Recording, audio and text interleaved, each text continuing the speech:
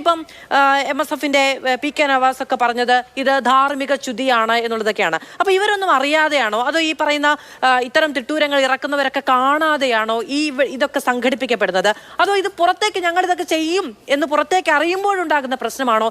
എന്താണ് നിങ്ങളുടെ പ്രശ്നം എന്ന് നേരത്തെ ഡോക്ടർ പ്രേംകുമാർ പറയുന്നുണ്ടായിരുന്നു. എന്താണ് പ്രശ്നം? നിങ്ങൾക്ക് എന്റെ പ്രശ്നം എന്താണെന്നറിയോ? എന്താണോ?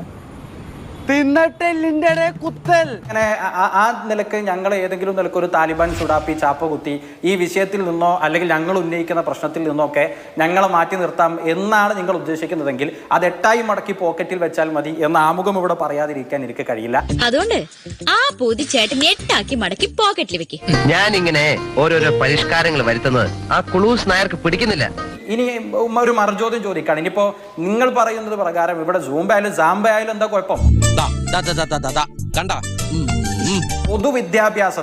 പൊതുവിദ്യാഭ്യാസം എന്ന് പറഞ്ഞാൽ ഈ രാജ്യത്തെ എല്ലാവർക്കും ചേർന്ന് നിൽക്കാൻ പറ്റുന്നതാവണമല്ലോ, ഇൻക്ലൂസീവ് ആവണമല്ലോ. അവിടെ ഒരു വിഭാഗത്തെ മാറ്റി നിർത്തേണ്ട ഒരു രീതിയിലേക്ക്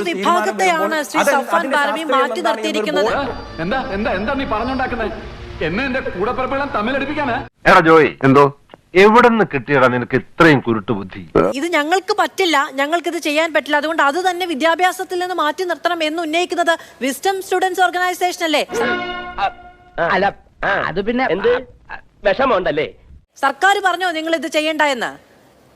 ഞങ്ങളിവിടെ പിന്നെ ഞങ്ങൾക്കത് പറ്റില്ല അതുകൊണ്ട് മാറ്റി നിർത്തണം എന്നൊരു വാദം എവിടെയും ഉന്നയിച്ചിട്ടില്ല. കണ്ടോ, ഇയാളാ തിരിയാത്ത പേരടിക്ക് നോക്കി ഒരു ഒറ്റ അടി കോയാക്കാം. അതിപ്പോ എന്റെ കുറ്റം കൊണ്ടല്ല. ഞങ്ങൾക്ക് പറ്റില്ല, അതുകൊണ്ട് ഞങ്ങൾക്ക് പറ്റാത്തൊരു സംഗതി ഉണ്ട്, ഞങ്ങൾക്ക് ഇഷ്ടമില്ലാത്തതുണ്ട്, അതുകൊണ്ട് പിന്നെ കേരളത്തിലെ പൊതുവിദ്യാഭ്യാസ സ്ഥാപനങ്ങളിൽ അത് മാറ്റണമെന്നല്ല പറഞ്ഞത്. ഞങ്ങൾ പറയുന്നത് ഇതിന്റെ കൾച്ചറൽ ഇമ്പാക്ട് എന്താണ് അത് ഒരിക്കൽ ഞാൻ പറയാം, ഇപ്പൊ വേണ്ട എന്നത് പഠിക്കണം. അത് പഠിച്ചാൽ ഉണ്ടാകുന്ന വിപത്തുകളെ കുറിച്ച് ചർച്ച വരണം. അവിടെയാണ് നമ്മുടെ കൺസേൺ ഉള്ളത്. അവിടെ ഏതെങ്കിലും ഒരു മതവിഭാഗം മാത്രം മാറി നിൽക്കണമെന്നല്ല ഞങ്ങൾ പറയുന്നത്. അങ്ങനെ തന്നെയാ, കെട്ടിയാലും കടിക്കും കെട്ടിയില്ലെങ്കിലും കടിക്കും. ഇത് ഉന്നയിച്ചത് ആരൊക്കെയാണ്? ഇതിന്റെ ഈ കൾച്ചറൽ പ്രശ്നം എന്ന് നിങ്ങൾ പറയുന്നു. അപ്പോ അങ്ങനെയാണെങ്കിൽ ഇന്ത്യയുടെ സംസ്കാരവുമായി ബന്ധപ്പെട്ട, ഈ ഭൂമിയുമായി ബന്ധപ്പെട്ട, ഈ ഭൂമിയുമായി ചരിത്രാതീത കാലം മുതൽ ബന്ധമുണ്ട് എന്നൊക്കെ മറ്റു ചിലർ അഭിപ്രായപ്പെടുന്ന കാര്യങ്ങൾ മാത്രം ഇവിടെ മതിയോ? അത്തരം വിശ്വാസങ്ങളും ആചാരങ്ങളും ഒക്കെ മതിയോ? നിങ്ങൾ സമ്മതിച്ചു കൊടുക്കോ? അതെങ്ങനെ ശരിയാവണേ? ഈ കുടുംബത്തിന്റെ നിലയും വിലയും കൂടെ നോക്കണ്ടേ? അപ്പൊ ഇത്തിരി മുമ്പ് നിങ്ങൾ പറഞ്ഞതോ ആരായാലും നിങ്ങൾക്ക് സമ്മതമാണെന്ന്? അത് നീ നാടകം കളിച്ച് ഞങ്ങളെ ചതിച്ചല്ലടാ. അതെ, അവിടെ വീണ്ടും ഇതൊരു മതപരമായ ആംഗിളിലേക്ക് കൊണ്ടുവരാനല്ല ഞങ്ങൾ ഉദ്ദേശിച്ചത്. നിങ്ങൾ ഉന്നയിച്ച ആംഗിൾ പിന്നെ എന്താണ്? നിങ്ങൾ ഉന്നയിച്ച ആംഗിൾ പിന്നെ ഇതിൽ വിശ്വാസം എന്ന് പറയുന്ന പ്രശ്നമില്ല എന്നാണോ ഇപ്പോൾ ശ്രീ സഫാൻ പറയില്ല? ഇല്ല.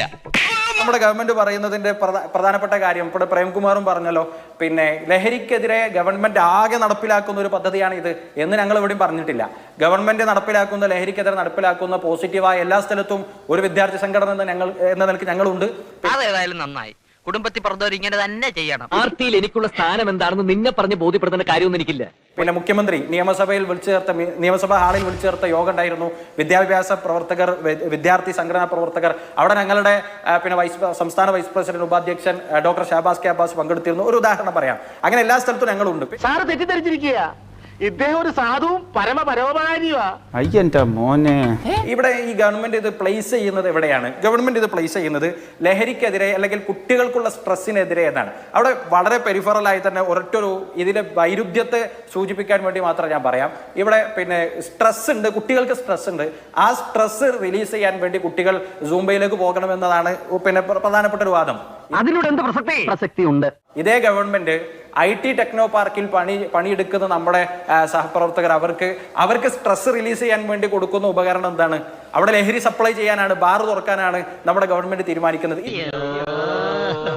അത് നീ എന്നാ നോക്ക്, എന്നിട്ട് സ്വയം നന്നാക്കിയാൽ മതി. എങ്ങനെയുള്ള ശാസ്ത്രീയമായ പിന്നെ ഇതിനെങ്ങനെയാണോ പരിഹരിക്കേണ്ടത്? ലഹരിക്കെതിരെ ഒരു വിദ്യാർത്ഥികളെ വെറും എന്താ പറയാ, കുട്ടികൾ ഇതിലേക്ക് എത്തുന്നത് ഞങ്ങൾ പറയുന്നു, ഞങ്ങൾ ശാസ്ത്രീയ പഠനത്തിന്റെ അടിസ്ഥാനത്തിൽ പറയുന്നു, കുട്ടികൾ ഇതിലേക്ക് ലഹരി ഉപയോഗിക്കുന്നിടത്തേക്ക് എത്തുന്നത് അത് ഒരിക്കലും സ്ട്രെസ് കൊണ്ടല്ല. ഒരു വിവരമില്ല. ഞാൻ ചോദിച്ചതിന് മറുപടി കിട്ടിയില്ല.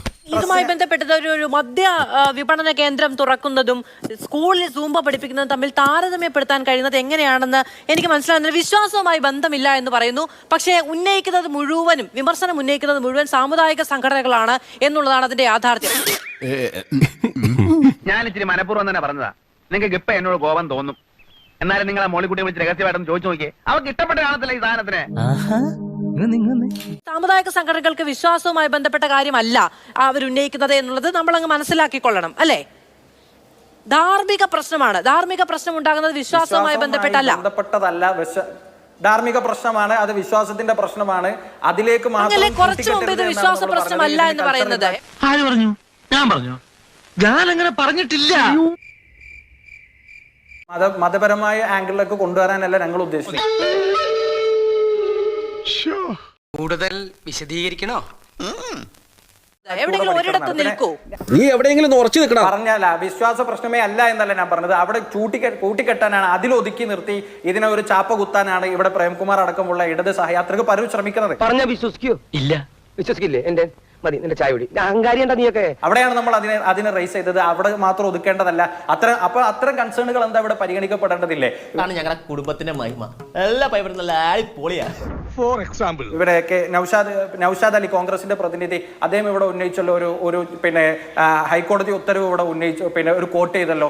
ഒരു കുട്ടിക്ക് നമ്മുടെ ദേശീയ ഗാനം ആലപിക്കുന്നത് ആ കുട്ടിയുടെ വിശ്വാസത്തിന്റെ പ്രശ്നമാണ് എന്ന് കോടതിയിൽ പോയപ്പോൾ ഇളവ് കൊടുത്തൊരു ഭാഗം ഇവിടെ ഉദ്ധരിക്കണ്ടായി. ഇതുപോലുള്ള ആളുകളാണ് നമ്മുടെ നാട്ടിന്റെ പുരോഗതിക്ക് തടസ്സം നിൽക്കുന്നവർ. സർക്കാർ അങ്ങനെ ഒരു നിർദ്ദേശം മുന്നോട്ട് വെച്ചാൽ അതിനെതിരെ കോടതിയിൽ പോകരുതെന്ന് ആരെങ്കിലും പറഞ്ഞോ? അതിനെതിരെ സർക്കാരിന് തന്നെ അതിലൊരു റിവ്യൂ വേണമെന്ന അർത്ഥത്തിൽ ഒരു അപേക്ഷ കൊടുക്കരുതെന്ന് ആരെങ്കിലും പറഞ്ഞോ? അത് ശരി.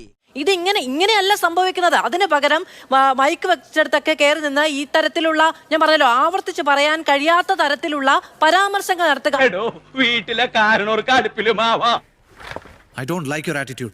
എനിക്ക് തന്നെ ഇഷ്ടമാവുന്നില്ല. ആഭാസമാണ്, ധാർമ്മികതയല്ല, അത് പ്രദർശിപ്പിക്കാനുള്ള രീതിയാണ് എന്നൊക്കെ പറയുക. ആ നിലയ്ക്ക് കുഞ്ഞുങ്ങളെയും അവരുടെ മാതാപിതാക്കളെയും സ്വാധീനിക്കുക എന്ന് പറയുന്നിടത്താണ് യഥാർത്ഥത്തിൽ ധാർമ്മിക പ്രശ്നമുള്ളത് എന്ന് ചൂണ്ടിക്കാണിച്ചു എന്നേ ഉള്ളൂ. പറയുന്നതൊന്ന് പ്രവർത്തിക്കുന്ന വേറൊന്നും. ദൈവമില്ല, അമ്പലമില്ല എന്നൊക്കെ വിളിച്ചു പോകും. എന്നിട്ട് ആരും കാണാതെ തലയിൽ മുണ്ടും പോയിച്ച് ദൈവത്തെ തൊഴാൻ പോകും.